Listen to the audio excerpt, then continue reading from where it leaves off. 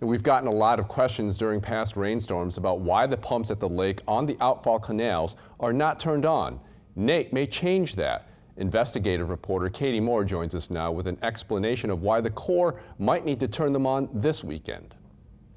Yeah, every time we get a hard rain, people ask the question, why are those big pumps that the Army Corps of Engineers is building at the mouth of Lake Pontchartrain not turned on? Well, those really only come into play whenever we have the threat of a storm surge. Let me show you how the system works on this graphic, and maybe you can understand it. This is the Sewerage and Water Board pumps that we talk about all the time, every time it rains. Those end up pumping rainwater into the outfall canals. These outfall canals are built on a slant. You can see it somewhat with this graphic that we built here. They're built on a slant so that the water that gets pumped into them flows via gravity into Lake Pontchartrain. So it just flows right out.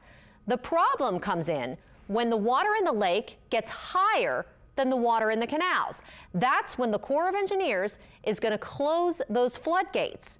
They close the floodgates to stop this water from getting into the canals. Now, right now, we hear from our meteorologists that the water levels in the lake are already 2 to 3 feet above normal. We're expecting that we could see even higher water levels because of Nate that's expected to form as a hurricane in the Gulf of Mexico this weekend. So this whole scenario is what we're going to be watching as we see that hurricane decide where it's going to go.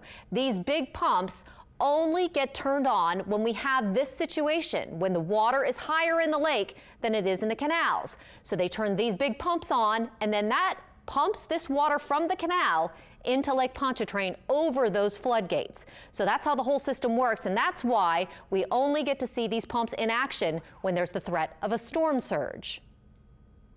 And you can stay with us for the latest on Tropical Storm Nate. We'll have live updates on our website, on social media, and of course right here on Channel 4.